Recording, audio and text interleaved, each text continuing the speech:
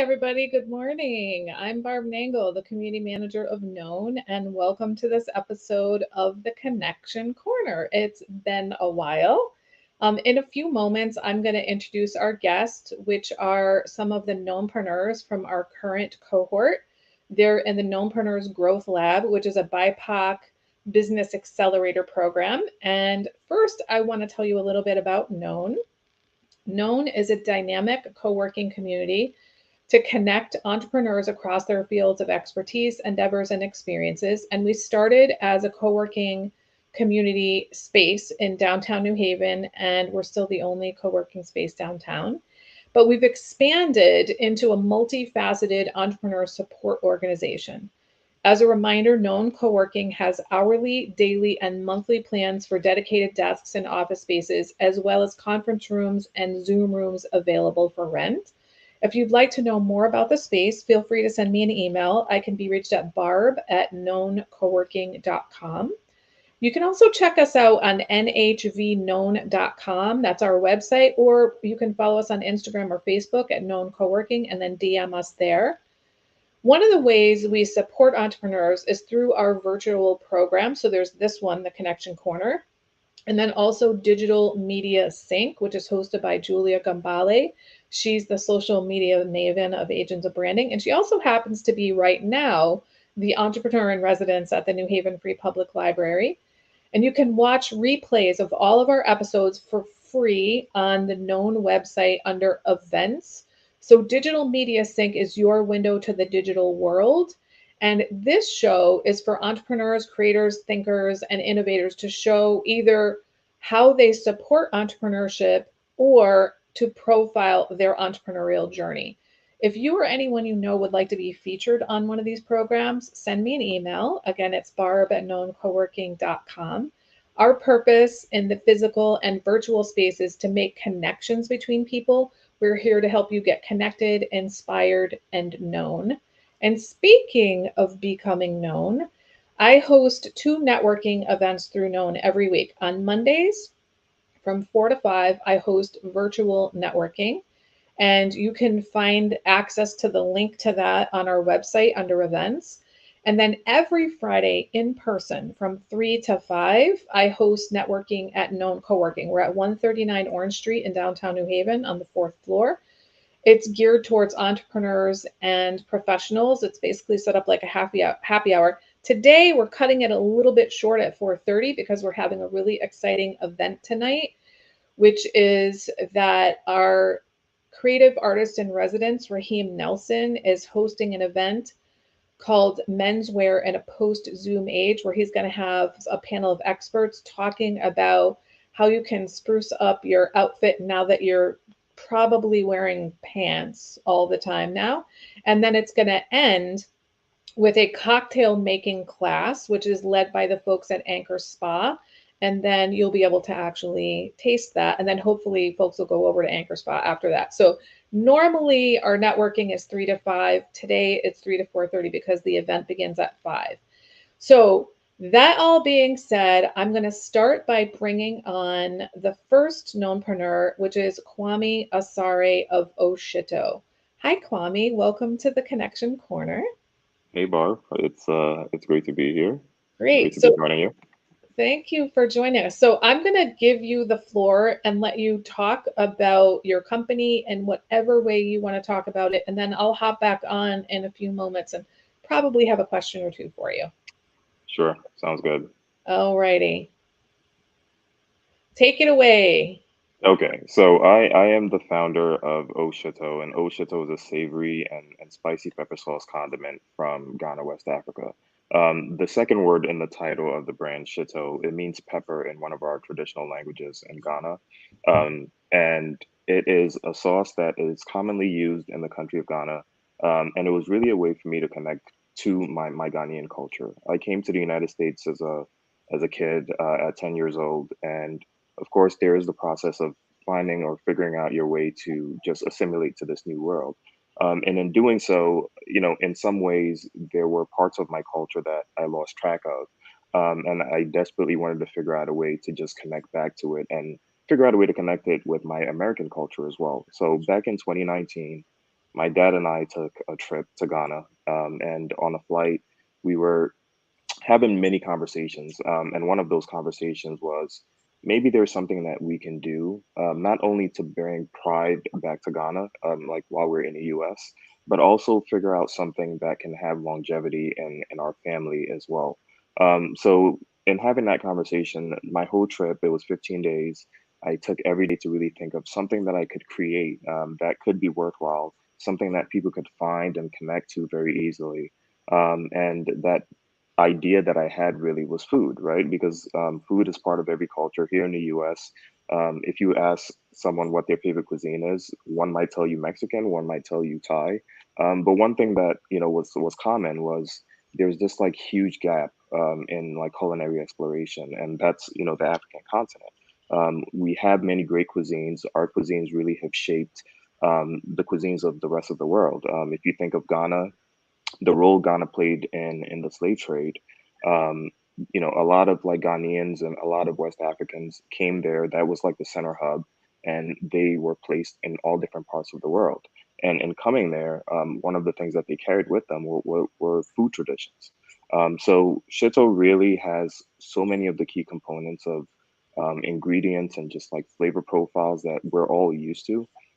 So I wanted to make sure to like bring that to everyone so that everyone can connect a condiment to the food that they eat at home. And it would be something that, we could all enjoy. It could bring pride to my beloved country of Ghana. It could bring pride to my family as well. So that is the story of Vashito. Since we've launched in April of last year, we've made some very great progress.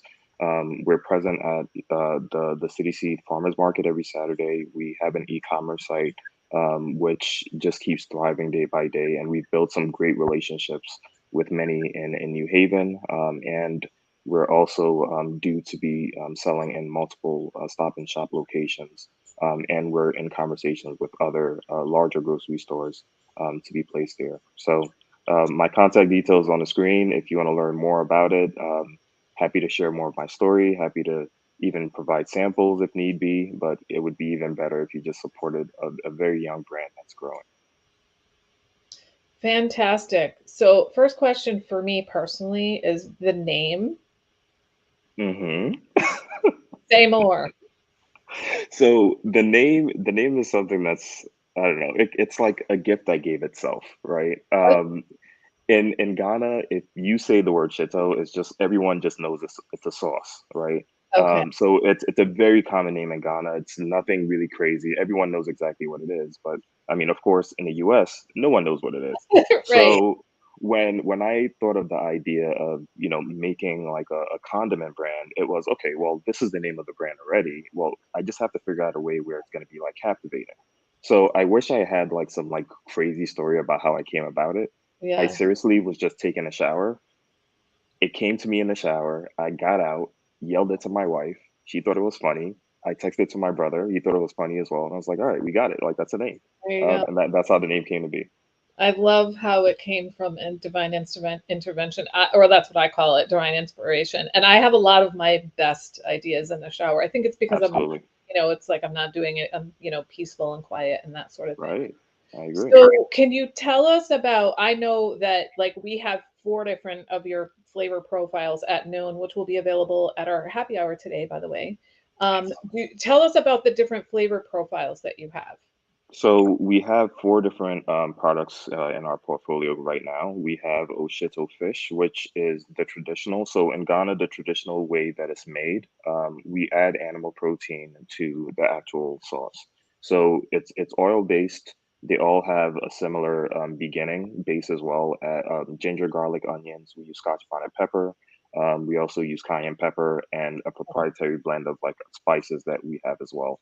Okay. So fish is the first. We have Oshito chicken, where we use chicken breast, and Oshito beef. We use top round steak, and then we have Oshito vegetarian, which is also vegan. The name vegetarian was only chosen just for branding sake, Mhm. but that features chickpeas. So with the animal protein and even with the chickpeas, this is a shelf stable product, and the way we achieve that with the animal protein, we season it, we bake it, and then we dehydrate it of all moisture, and then blend it and cook it with the sauce for about 8 hours. and when it's done, it has amazing, like the fragrance of it is amazing, but the taste is even better. And Mm-hmm. oftentimes people are really asking more about, well, how spicy is it? It definitely has a kick because we're using Scotch bonnet pepper and Yeah, cayenne I was gonna pepper. say Scotch bonnet peppers are like on the high end of the zone there, aren't they? Right. But Yeah. they're also on the high end of like having incredible flavor as well. So you do get the kick, but then you also get the amazing flavor. Wonderful. Okay, well, I'm gonna have more questions for you in a few minutes, but I'm gonna take you off screen for for a few moments, and we're gonna bring Sandra on. So thank you so much for that. All right, so Sandra, I hope you're ready because we're gonna bring you on the stream. Hi, Sandra. Hi, how are you? Good I'm morning. good. Thank you so much for joining us. So I'm gonna hop off the screen and let you just talk for a few minutes about your business and tell us whatever you want to know. And then I'll hop back on and probably have a couple questions. And then the three of us will Mhm. jump on together and we'll have a quick discussion. Okay? Okay, okay. My name is Sandra Sam, and I formulated Opal Stork Home Care back um, in 2016. And so we have been running for 6 years now. Um, Opal Stork came to be because Opal Stork Opal is known as passion in the mythical world, and stork it means delivering care. So it's passion delivering care. How this came to be is I grew up with my grandma, who and I actually have a picture of her, and she actually died at a young age in a serious motor vehicle accident. But it was so traumatizing for me that she never died, and she still lives till today. However, my grandma had what she did for a living was that she was a midwife. That was not she was a non-traditional midwife, and she does delivering birth, and she also does embalming of deaths in our community. And I have spent a lot of time going around with her. I go wherever she goes, and so at an early age, I learned to carry water, hot hot water for delivering birth and stuff, and I was able to actually embalm with her all before I was 10. So What? nursing was in my blood, um, and I love helping people. I just help. That's just me. My grandma was very strong and very revered, and very well known in our community. So I've always, when I came to America, this was 30 something years ago at the age of 17, I always wanted to be a nurse. I became a nurse in my early 20s, and when I became a nurse, I still always dreamed of opening my own business, and I wanted to do it in the conventional way, or should I say the unconventional way my grandma did it. Um, Something that's unique is that people don't realize that nursing did not start with Florence Nightingale. Nursing starts in Jamaica, and the first nurse known, her name was Cuba, and some people pronounce it Cuba Cornwallis. She was the she was the first nurse, and she was from Jamaica. Um, Horatio Nelson, Admiral Horatio Nelson, got sick in the Crimean War, and she had helped him.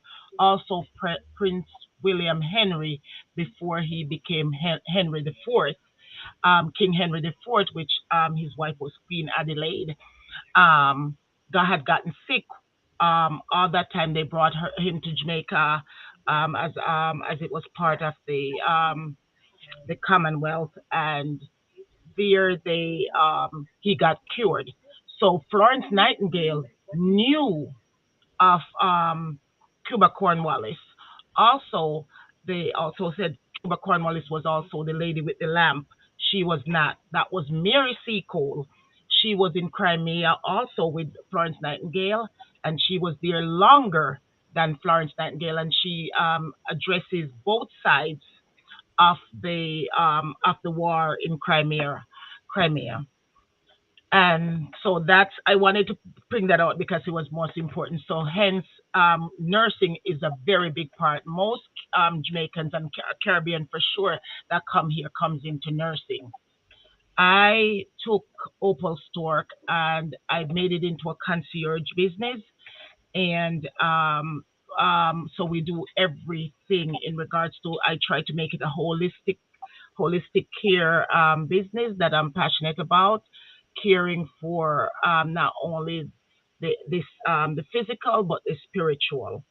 And we have we have grown and continue to grow, and especially hospice has multiple hospice agency has by bought into our care, and that's how Opal Stork was born because of my grandmother. Wonderful. I love the family history. So what kinds, you mentioned concierge service. So can you, just for people who don't know what that means, what does that mean? And like, can you give some specific examples of the type of home care that you provide to people? Um, a home We provide hospital to home. That means if you're going home from the hospital, we'll go home with you for a week or two, just make sure you're stable and you're back to, and then we can transition out. We also provide the regular home care, non-medical. We provide non-medical home care aid services like Alzheimer, dementia. We do hospice care, wherein we provide care service for people who are transitioning, and within that transition, again, it's a holistic care. So we provide for the spiritual and the physical, the normal care of washing, bathing, making sure your area is ensuring. We also have a unique thing where we have RNs that provide, so we can help them get their medication. The nurses are supervising these hospice aides. So the nurses are the ones that um, set up the medication, label the medication, and then through virtual or in person, we ensure they get their medication sublingual, because all the medication are, and if it's rectal, a nurse goes in and give it. So we also provide respite care just in case someone wants to go on vacation, or you want a little break as a caregiver, because caregiving service is very burdensome. That's And yeah, of so course. and so we will go in and provide a week or two of service for you. We also provide regular, everyday people with disability who needs assistance with everyday washing and caring for, and if you also have your pet in there, we will also take care of your pet. Wow. People like to go on vacation. Everybody, even if you are disabled, you can have a full life at the base where you're at, and we will assist you to achieve at that base where you're at. We also provide home health aid, non-medical transportation. So we do have wheelchair vans, and we do have non-wheel ambulatory vans, and they're DOT approved, and we can take you to your appointments. And the unique thing about our transportation, where the traditional transportation don't wait for you. We'll wait for you, although that's an additional cost. We will wait for you and take you home. And most of our and so there's usually no time lapse where people are interested in getting worried about they're waiting for an hour or two. Gotcha. Um, so one of the biggest part of Opal Stork is that within our hospice care, we ensure we hold hands, we pray, we do all of that. We read the Bible for people who are religious. If people like music, we ensure, however, they're going to be transitioned. We're making sure Hmm. with the traditional, we Yes. accompanied with the traditional home care, and Wonderful. and we Sure. are I'm actually going to stop you there because we have time to do a little bit more right. talking, but I don't want to leave Kwame hanging. So Correct. I'm going to Yes. bring him back. Yes. All right. Thanks, Kwame. What I'd like to transition now to talking about with both of you is what it has been like for you to be in the KNOWNpreneurs Growth Lab. So maybe if you could start by saying, like, what has been the best part of being in the KNOWNpreneurs program? So Kwame, do you want to start? Yeah, sure. So it's one thing that I definitely do appreciate is the ability to learn about all the different facets of, creating a business. So having subject matter experts coming to present and also provide answers that we may have, just so that we can be more efficient in the way that we're driving our companies. Mhm. That is something that I definitely love. And then also just the general networking and the access to Juan, who is a wealth of knowledge. My one-on-one with him has really opened my eyes to ways that I should be strategizing for a way to like scale my business. Mhm. So those are definitely some components that I can mention. Okay, great. And so for those of you who don't know Juan, he's talking about Juan Salas Romer, who's the founder of Known. He's a serial entrepreneur. He's also the owner of NHR Group, the property development company that owns the building that Known is in. And he's developed 43 properties in New Haven. It's got a history of banking. And this is his passion to help BIPOC folks build their businesses. How about you, Sandra? What's been the most important and impactful part of being in the KNOWNpreneurs program for you? I came to Known looking for one thing, just to get a knowledge base of what's out there. And after talking to one my one-on-one, and in the collective group, I recognized that Known could assist me with my projections regarding where my business needs to go, stabilize that. And one of the things I did not know, I know how to give care. Care is my thing. I just know how to give care, but the business side of it was Mhm. my weakness. And Mhm. known had come in and is trying to help me with the mentorship of Mhm. I think Mr. James Nicholas is my mentor, and Mhm. he has been strategizing and helping me with budget Yeah. projections, and none have given me the confidence to now starting to learn that. And although I'm scared, they are going to be with me for about 3 to 6 months, trying to teach me the business side of my business. Okay. Okay. I love it. That's really, really common that people come in and they say, I know what I do for my business. I don't know how to run a business. And that's why we need to have these programs like accelerators and incubators and stuff. So the next question for both of you is that, the KNOWNpreneurs program is specifically a BIPOC business accelerator. What has it been like for you to be in a program that is geared toward BIPOC entrepreneurs? And I think something like 85% of the instructors are BIPOC and all of the mentors are BIPOC. What has that been like for you? And either one of you can jump in and respond to that. For me, it has been a lifesaver. And regarding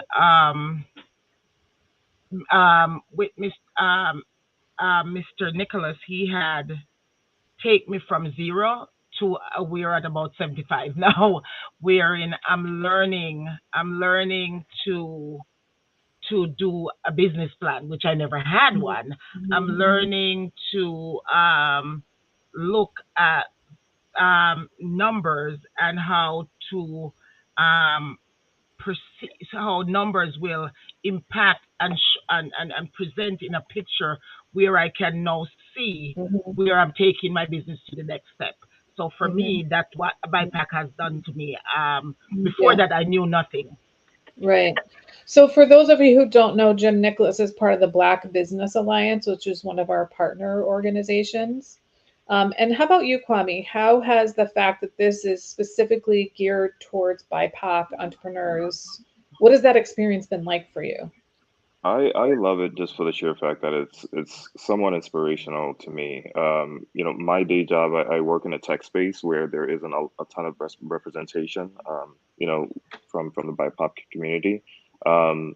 So in at least being in this program, seeing the different types of businesses that people are creating, just the creative thought process that everyone takes, it's somewhat of a motivating force for me to continue with exactly what I'm doing, to hopefully be that level of like inspiration for someone else.